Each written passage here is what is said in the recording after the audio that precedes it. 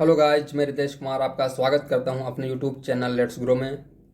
आज जो टॉपिक हम लोग देखने जा रहे हैं वो है मुस्लिम कालीन शिक्षा पद्धति के गुण और दोष। तो पहले हम लोग गुण देखते हैं। मुस्लिम शिक्षा प्रणाली की निम्नलिखित विशेषताएं हैं। पहला पॉइंट हम लोग दे देंगे, मुस्लिम शिक्षा अलौकिक एवं लौकिक शिक्षा का समन्वय था। तो जिस तरह हम लोग पूर्व शिक्षा प्रणाली में देख चुके हैं कि वैदिक काल में प्रा और अपरा दोनों की ज्ञान दी जाती थी। बौद्ध शिक्षा प्रणाली में आध्यात्मिक और सैद्धांतिक दोनों प्रकार की ज्ञान दी जाती थी। उसी प्रकार से मुस्लिम शिक्षा प्रणाली में भी अलौकिक एवं लौकिक मतलब स्पिरिचुअल और व्यवहारिक दोनों ज्ञान दी जाती थी। सेकंड पॉइंट है, इस प्रणाली में शिक्षा देना और ग्रहण करना कार्य करना एक पवित्र कार्य समझा जाता था, यानी पढ़ना और पढ़ाना दोनों पवित्र माना जाता था। थर्ड पॉइंट है, मुस्लिम शिक्षा में व्यवहारिक शिक्षा पर बल था जो जीवनोपयोगी होती थी। फोर्थ पॉइंट है, मुस्लिम युगीन शिक्षा बालकों के लिए अनिवार्य थी।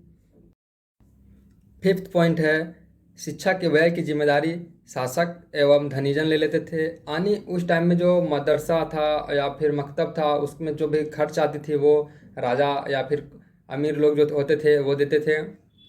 प्रायः मदरसे मकतबों के खर्च वहन के लिए जागीर बांध दी जाते थे, और मैक्सिमम टाइम जो होता था कि राजा एक ठो फील्ड दे देता था, एक लिमिटेड एरिया कि वहाँ पे जितना भी टैक्स आएगा उससे वो खर्च चलेगी मकतब का या मदरसा का।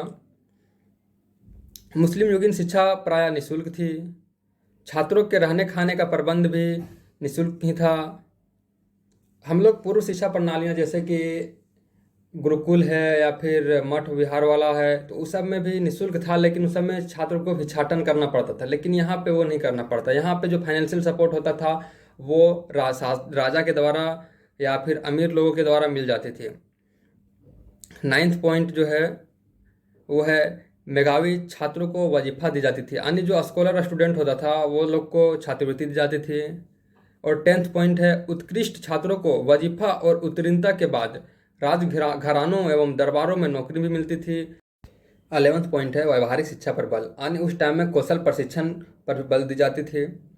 12th है, साहित्य एवं इतिहास की विकास, यानी उस टाइम में साहित्य और इतिहास लिखने की परंपरा में भी विकास हुई थी। और 12th है, युद्ध प्रेमी होने के कारण मुस्लिम शासकों ने सैनिक शिक्षा को भी विशेष महत्व दिया था। अब हम लोग डिमेरिट देखते हैं। तो फर्स्ट पॉइंट है, शिक्षा का भाषा मातृभाषा नहीं था, यानी उस टाइम में जो भाषा यूज की जाती थी पढ़ाने के लिए वो थी अरबी और फारसी, जो कि हम लोग की अपनी मातृभाषा नहीं थी। सेकंड पॉइंट है, रटने पर बल था, ना कि मानसिक योग्यताओं के अनुसार समझने पर। उस टाइम में जो मौलवी हुआ करते थे वो अपने छात्र को कुरान की आयतों को कंठस्थ करवाते थे। थर्ड है, स्त्री शिक्षा की घोर अवहेलना।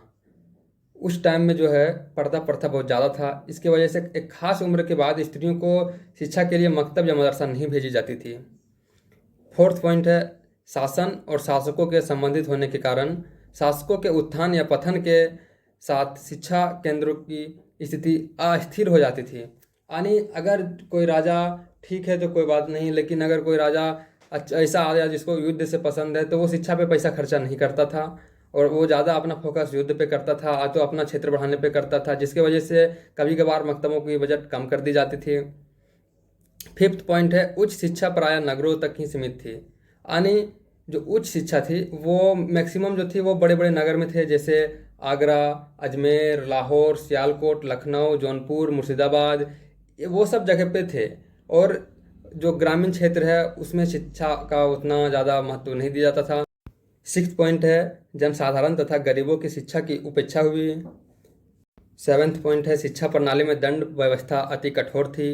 और एट्थ पॉइंट है, शिक्षा का मूल उद्देश्य इस्लाम धर्म का और संस्कृति का प्रचार करना था। जैसा कि हर शिक्षा प्रणाली में लोग को देखने को मिला कि वैदिक शिक्षा प्रणाली में हिंदुओं का शिक्षा का प्रचार किया जाता था, और बुद्ध शिक्षा प्रणाली में बुद्ध धर्म का प्रचार किया जाता था। उसी तरह से इसमें भी मुस्लिम धर्म का प्रचार करने पर फोकस था।